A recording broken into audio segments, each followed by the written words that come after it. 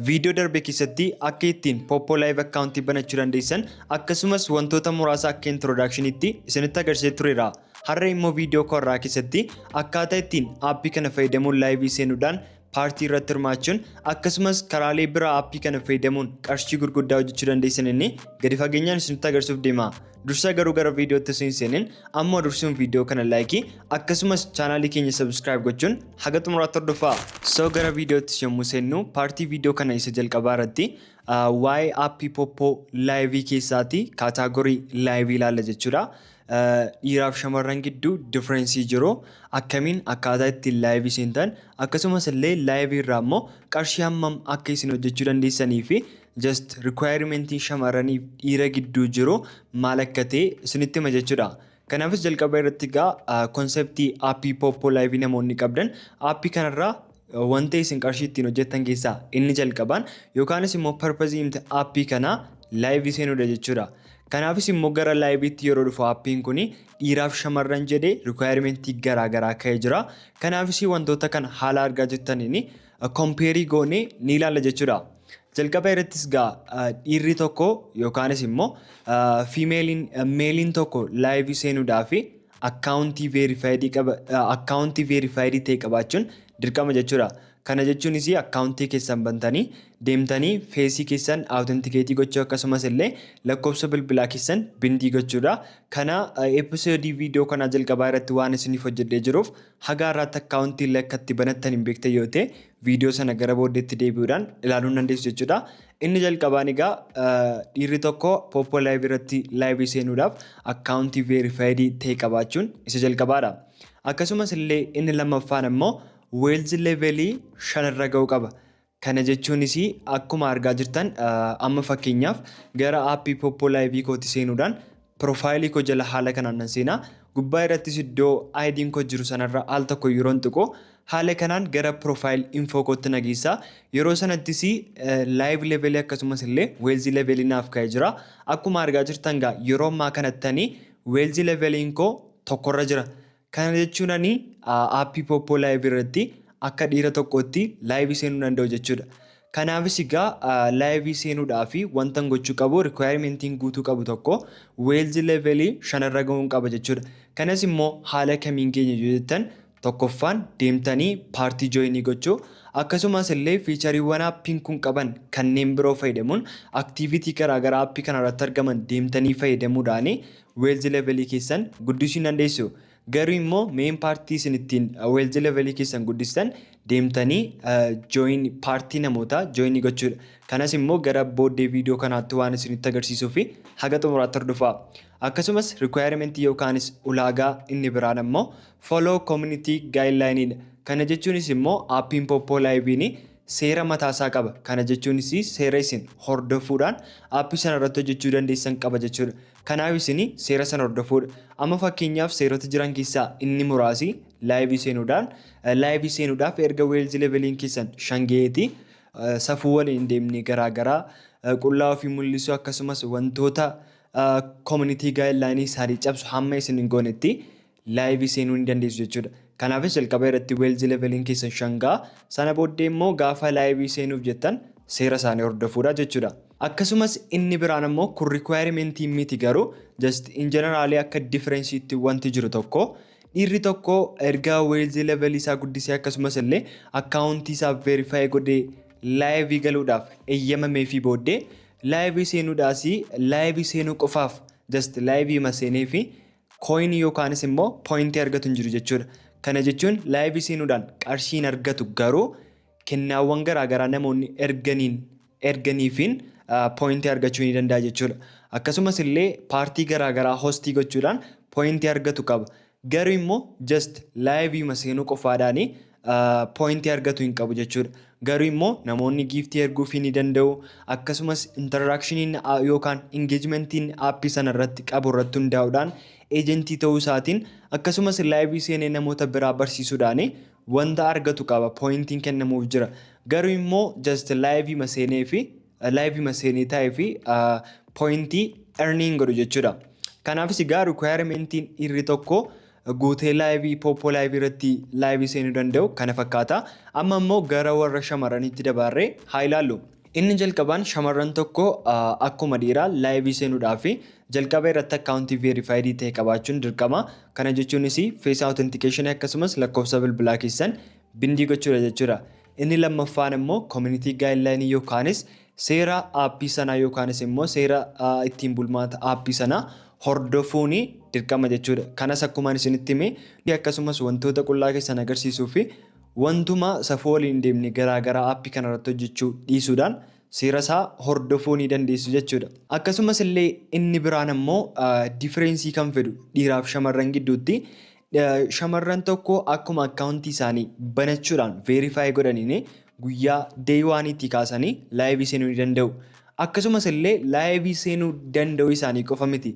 Laayivii seenuudhaan atleast sa'aatii tokkoof yoo laayivii irra taa'anii ingeejimentiin isaanii guddaa ta'e pooyintii 600 haga 1000 earnii gochuu yookaanis immoo argachuu hin danda'u. Kana jechuunis just guyyaa akkaawuntii isaanii bananii veerifaayii godhanii kaasanii laayivii ni seenu. Akkasumas laayivii seenuu isaanii qofaaf immoo kooyinii earnii ni godhu yookaanis immoo pooyintii ni argatu jechuudha.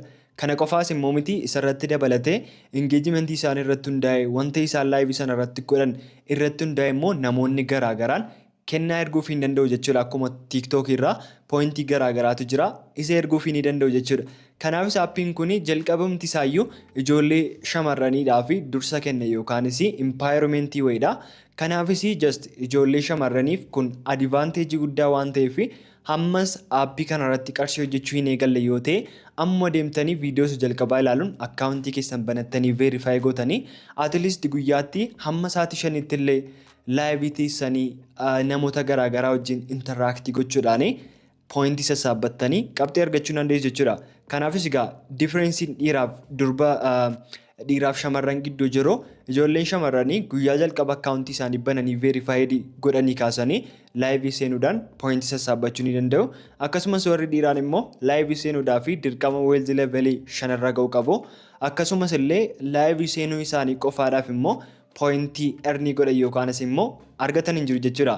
Kanaafis akkaataa ittiin poppoo laayivii irratti rikwaayirmentiiwwan laayivii seenuudhaaf isin barbaachisan erga bartan immoo akkamiin akka poppoo laayivii irratti rikwaayirmentii kana erga guuttanii laayivii seenuu dandeessan immoo isinitti agarsiisu. So gara paartii lammaffaa viidiyoo keenyaatti yeroo dabarru immoo aappii poppoo laayivii irratti laayivii seenuudhaaf akkuma paartii jalqabaa irratti ilaalle rikwaayirmentii muraasa isin guutuu qabdantu jira. Inni jalqabaa warri dhiiraa akkaawuntii veerifaayidii ta'e akkasumas weelzi levelii 5 qabaachuun dirqama jechuudha. Ijoolleen shamarranii immoo akkaawuntii veerifaayidii ta'e hamma qabaattanitti deewaaniidhaa kaasuun laayivii seenuu dandeessu. Kanaafis egaa ijoolleen dhiiraa warri weelzi leveliin keessan 5 irra ga'e haala kanaan gara peejii jalqabaa aappii poppoo laayivii keessanii haala kanaan ni deemtu. Sana boodas harka mirgaa irraan laayif kan jedhu jira.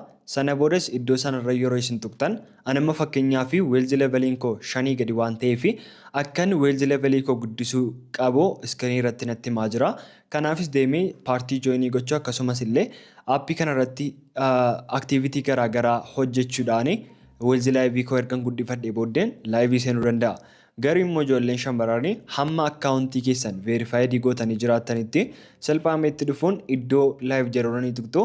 Sana boodas iddoo itti suuraa keessan galchitan kaataagorii laayivii keessanii filattan akkasumas mata duree laayivii keessanii haala kanaan erga barreessitanii booddee fiiltarii garaagaraa jiran akkasumas kastamaayizeeshin tuulee asirratti argaman fayyadamuudhaan erga laayivii keessan kastamaayizii gootanii booddee iddoon xiyyaarra isiniif ka'e kanarraa al tokko xiqqoodhaan aappii poppoo laayivii kanarratti laayivii seenuudhaan just paartii hostii gootanii namoota garaagaraa gastii irra gashuun duukaa interaaktii gochuu yoo ofii keessaniin eejentii taatan immoo akka namoonni eejent ID keessan fayyadamuudhaan isin jooyinii godhanii isinirraa baratan gochuudhaan laayivii irra teessanii qarshii hojjechuu dandeessu jechuudha. Kanaafis ijoolleen shamarranii just akkaawuntii veerifaayidii amma qabaattanitti steeppii kana hordofuudhaan laayivii seenuu dandeessu. Akkasumas warri dhiiraas gaafa weelzi leveliin keessan 5 irra ga'e jedhu asumaan dhuftanii steeppii wal fakkaataa hordofuudhaan laayivii seenuu dandeessu jechuudha. Kanaafis egaa amma akkaataa ittiin laayivii seentan akkasumas illee rikwaayimentii laayivii seenuudhaaf isin barbaachisan ergan isinitti hime immoo akkaataa ittiin paartii jooyinii gootan paartiin maal akka ta'e immoo isinitti agarsiisu. So gara kutaa sadaffaa viidiyoo keenyaatti yeroo dabarru immoo aappii Poppo laayivii irratti paartii fayyadamuun akkamiin qarshii akka earnii gootan akkasumas differeensii dhiiraaf shamarran gidduu jiru pooyintii yookaanis qabxii amma isaan earnii gochuu danda'an gidduutti per houriis ta'ee per sessionii akkasumas per manzii differeensii jiruuni isinitti hima. Sana booda steeppii itti aanu irratti immoo akkaataa ittiin paartii jooyinii gochuudhaan qarshii hojjettaniin isinitti agarsiisa jechuudha. Jalqaba irratti paartii jechuun maalidha kan jedhurraa yeroo eegallu namni tokko aappii Poppo laayivii irratti laayivii seenee paartii hostii ni godha. Isin immoo deemtanii mana isaa jooyinii ni gootu jechuudha. Amma fakkeenyaaf akkuma tiiktookii irratti namoonni laayivii seenuudhaan gastii gashan isin immoo deemtanii nama laayivii galee jiru sana bukkee gastii akka galuudha jechuudha. Kanaafis yeroo deemtanii paartii kana jooyinii gootan paartii kana jooyinii keessan gochuudhaan per hourii per sessionii akkasumas per manzii qarshii amma hojjechuu dandeessantu jira. Kanaafis immoo dhiiraaf shamarran gidduu akkuma isinitti hime paartiiwwan warra darban irratti ilaalaa dhufne garaagarummaa yookaanis differensiin pooyintii earnii gochuu dandeessanii ni jira jechuudha. Amma fakkeenyaaf kan warra dhiiraarraa yeroo eegarru dhiirri tokko niw istiriimarii yoo ta'e at least per hourii deemee paartii jooyinii gochuudhaan pooyintii 200 hamma 600 argachuu ni danda'a. Kunis approximately $0.10 hamma $0.30 earnii gochuu ni danda'a jechuudha. Akkasumas gara kan shamarraniitti yeroo dabarru immoo niw istiriimarii yookaanis immoo nama yeroo jalqabaa laayivii seenu yookaanis just aappii Poppo laayivii sanarratti haaraa shamarran taate tokkoo fi at least per hourii pooyintii 300 hamma 800 earnii gochuu dandeessu jechuudha. Akkuma argitan differensiin isaa warri dhiiraa 200 irraa eegalee hamma 600dha. Akkasumas warri shamarranii immoo 300 irraa kaasee hamma 800 pooyintiitti jechuudha. Akkuma kana immoo approximately isaa qarshiidhaan guddachaa fi deema jechuudha. Akkasumas illee immoo engaging male streamerii yoo ta'an dhiirri tokko just aappii sanarratti engagementii bareedaa qaba yoo ta'e consistently aappii sanarratti ni hirmaata yoo ta'e at least per sessionii paartii tokkoodhaan hamma doolaara pooyintii 5,000 hamma 20,000 earnii gochuu ni danda'a jechuudha. Dhiirri tokko jechuudha. Kunis approximately doolaara 0.5 ooti hamma doolaara 2 earnii gochuu ni danda'a jechuudha. Gara shamarraniitti immoo yeroo dabarru popular female streamer yookaanis aappii kanarratti xiqqoo ishee beekamoo yoo ta'an seeraan paartii irratti ni hirmaatu yoo ta'an pooyintii 10,000 hamma 50,000 per sessionii yookaanis immoo sessionii paartii tokkoodhaan argachuu ni danda'u. Kunis approximately doolaara tokkooti hamma 5dha. Differensi isaa akkuma argaa jirtan kan ijoollee dhiiraa 0.5 irraa kaasaa kan ijoollee shamarranii immoo doolaara tokkooti hamma 5dha. Differensiin isaa asuma irratti akka arguu dandeessan jechuudha. Aappiin kun ijoollee shamarraniidhaa fi just isteejii kennaa jira yookaanis immoo carraa kennaa jira. Kanaafis amma yoonaa ijoolleen shamarranii aappii kanatti fayyadamuu hin eegallee viidiyoo kana booddee har'uma eegalaan isiniin jedha. Gara top male streameriitti yeroo dabarru immoo top male streamer jechuun nama just aappii sanarratti baay'ee seeraan streamii godhuu deemee immoo paartii irratti hirmaatu yoo ta'e at least paartii hirmaachuudhaan ji'aan jechuudha. Hostii gochuudhaanis ta'e just hirmaachuudhaan doolaara 300 hamma 1,000 per month ji'a tokko keessatti streamii gochuu qofaan live streamii jechuudha. Akkasumas illee giiftii dabalatee doolaara 300 hamma 1,000 earnii gochuu ni danda'a. Gara high earnershiitti immoo yeroo dabarru kan shamarraniidhaan isaan yoo xiqqaate ji'a tokko keessatti doolaara 500 hamma 2,000 per month yoo consistently paartii hostii godhan akkasumas illee giiftii resiivii godhanii doolaara 500 hamma 2,000 argachuu hin danda'u jechuudha. Kanaafis egaa wanti kun just laayivii seentaniif sa'aatii 1-2 seentaniifis miti engeejimentii keessan irratti hundaa'a. Aktiivitiisin aappii kanarratti qabdan irratti hundaa'a jechuudha. Akkuma agartan gaa differensiin isaa ijoolleen shamarranii akkasumatti yoo advaanteejii qabdu kana caalaatti immoo ofii keessaniin sirriitti aappii kanarratti yeroo keessan investii gochuudhaan yoo hojjettanii just aappii kanarraa just chaansiin qarshii guddaa argachuu keessanii guddaadha jechuudha. Akkasumas illee ijoolleen dhiiraas just opportunitiin keessa yookaanis immoo wanti isin argattan hamma ijoollee shamarranii hin ga'u yoo ta'e illee eejentii ta'uun aktiivitii garaagaraa appii kanarratti argamu hojjechuun laayivii hostii gootanii giiftii resiivii gochuudhaan qarshii guddaa argachuu hin dandeessu jechuudha. Kanaafis egaa differeensiin meeliif wuumanii gidduu jiru paartii irratti kana fakkaata. Amma immoo akkaataa ittiin deemtanii paartii jooyinii gochuu dandeessanii isinitti agarsiisu. Gara kutaa afuraffaa viidiyoo keenyaatti yeroo dabarru immoo amma immoo akkaataa ittiin paartii jooyinii gochuu dandeessanii isinitti agarsiisa jechuudha. Kanaafis jalqaba irratti aappii Poppo laayivii keessan keessaa haala kana argisiisanii booddee gara gadiitti iddoon xiyyeerra isiniif ka'ee jiru aayikonii paartii sanarraa kiliikii gootu. Yeroo sanatti haala kanaan namoota paartii hostii gochaa jiran yookaanis immoo laayivii isaanii irratti akka namoonni dhufanii jooyinii godhanii fi paartii hostii gochaa jiran iddoo isaanii haala kanaan nuuf tarreessee jira. Isinis just nama afaan Amaariffaas dubbatu ta'ee afaan Oromoo dubbatu deemtanii kan isiniif ta'u erga haala kanaan adda baafattanii booddee amma fakkeenyaafanii just isinitti agarsiisuu waan ta'eef paartii kana jooyinii nan godha. Yeroon paartii kana seenuttis namni sun teessuma qaba. Teessumni sunis sagalii fi isaa ol ta'uu danda'a. Yoo guutee jira ta'e just haala kanaan piroofaayilii namoota laayivii irra jiran yookaanis immoo paartii sana jooyinii godhanii taa'aa jiranii isiniif fida. Kanaafis iddoo kana teessumni isin irra teessanii paartii kana jooyinii gootan waan hin jirreef gara paartii mana paartii biraa jiru haala kanaan ni deemtu. Yeroo sanattis amma haala kanaan teessumatu jira jechuudha. Teessumoota kana keessaas kan bifa halluu warqee qabu golden seat jedhama. Kunis ijoollee shamarranii fida jechuudha. Ijoolleen shamarranii golden seatiin kun cheeriin kun yoo jiraate malee paartii jooyinii gochuu dandeessan jechuudha. Kanaafis mana yookaanis mana nama golden seatii akkasii jiru deemtanii iddoo golden seatii sanarraa kiliikii gootanii paartii sana jooyinii ni gootu. Akkasumas ijoolleen dhiiraa immoo just cheeriima noormaalii argaa jirtan. Kan mallattoo pilaasii ofirraa qabu kana al tokko xiqqoodhaan paartii jooyinii gootu jechuudha. Differeensiin isaa ammas ijoollee shamarraniidhaa fi golden seatii yookaan golden cheerii kan jedhamu kana kenna. Ijoollee dhiiraaf immoo just normaal cheerii argaa jirtan kana fayyadamuudhaan paartii jooyinii gootu jechuudha. Kunis kan inni nutti agarsiisu aappiin kunis ammas ijoollee shamarraniidhaa fi dursa kenna yookaanis immoo chaansii guddaa kennaa jira jechuudha. Kanaafis akkuma dhuftanii immoo paartii kana jooyinii gootanii saatii dheeraa teessan carraan poointii guddaa sassaabachuu keessanis akkasumas qarshii guddaa argachuu keessanii guddaa ni ta'a jechuudha.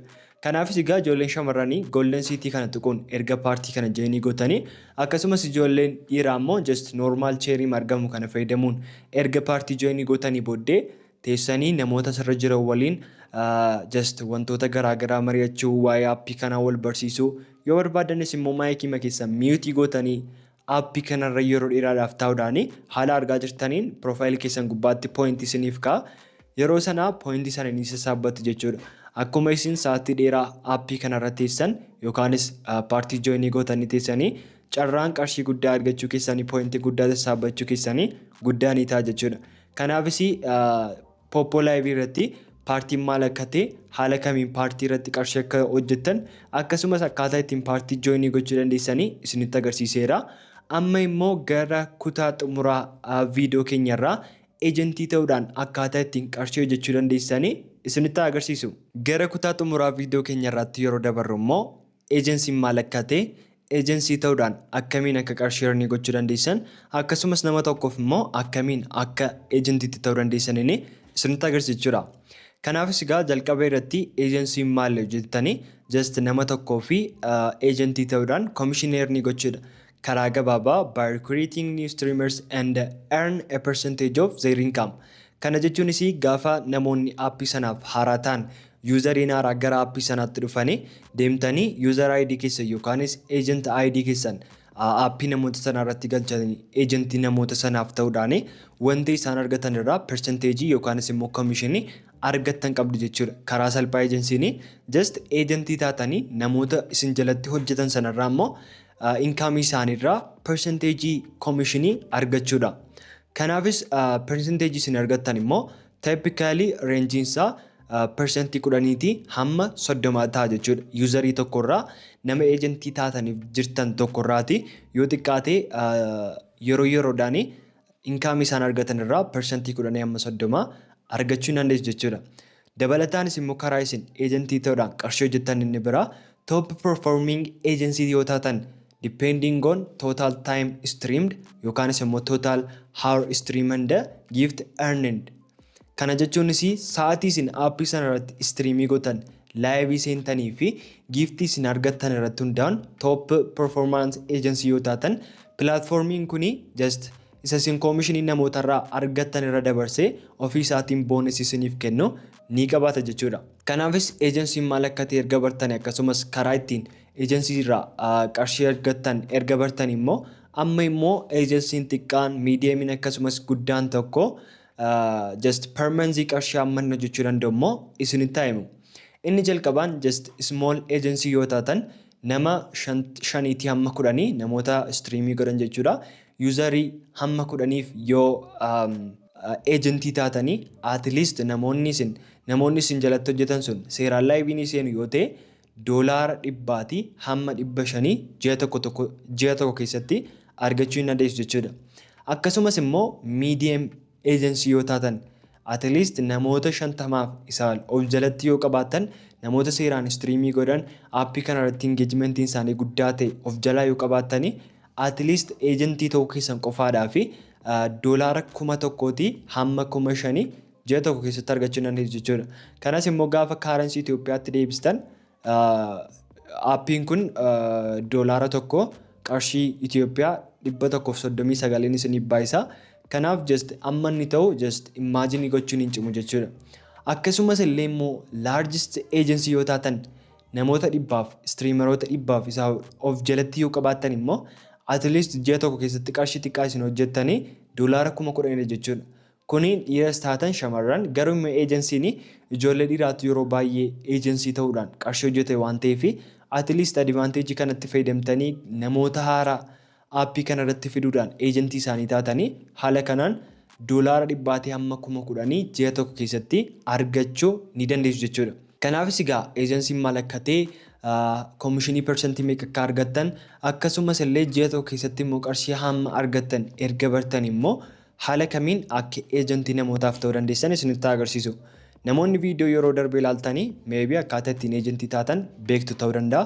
Namoonni hin beekne immoo salphaama itti gaafa namni haaraan tokko gara aappii kanaa dhufu isin amma fakkeenyaaf kan koo gara piroofaayilii koo haala kanaan nan deema aappii Poppo Live irraa piroofaayilii koo jalatti ID jedhee lakkoofsa agent ID kunaaf ka'ee jira jechuudha. Kanaafis yeroo namni haaraa tokko gara aappii kanaa dhufu fakkeenyaaf hiriyaa keessan ta'uu danda'a bilbila isaa irratti buustanii akkaawuntii isaa bantanii erga veerifaayi gootanii fi booddee haaluma kanaan gara piroofaayilii isaanii seentu.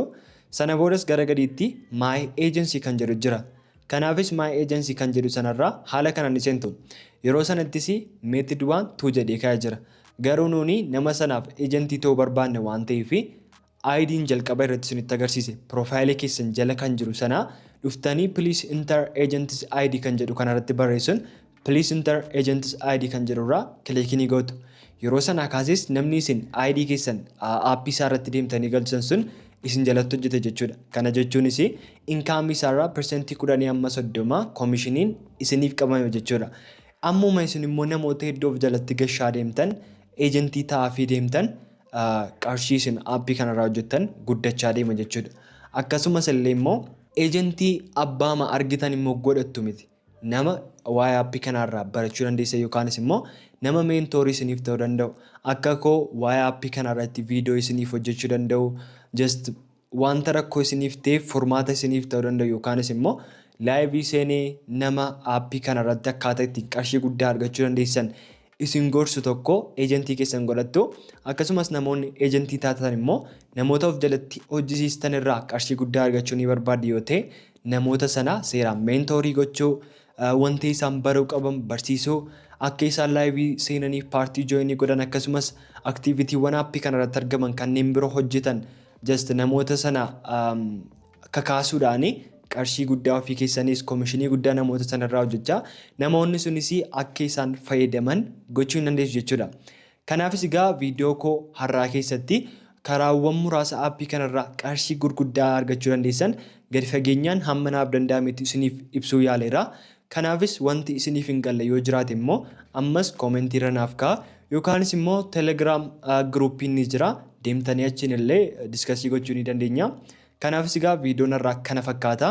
Yeroo itti aanuttis immoo aappii kanarraa qarshiin ofii koo hojjedhee karaa Awwaash Baankii ta'ee Teeleebirrii, CBE, Baayinaansii akkasumas karaa peementi meetidii jiran keessaatti tokko fayyadamee aappii kanarraa ofii kootiin qarshii kana wiizdraalii godhe jechuudha. Isteeppii isaa jalqaba haga xumuraa waanan isinitti agarsiisuu fi hamma yoona chaanalii kanaaf haaraa yoo taatan sabiskiraayib gootanii beela aayikanii sana olirra kaa'achuudhaan akka na eegdan akkasumas illee namoonni wanta hojjedhu kana sappoortii gochuu barbaadan immoo viidiyoo kana laayik gochuun akkasumas sooshaal miidiyaa garaagaraa irratti sheerii gochuudhaan akka na jajjabeessitan isin gaafachaa paartii aappii Poppo Live biraan haga walitti deebinutti nagaan naaf tura.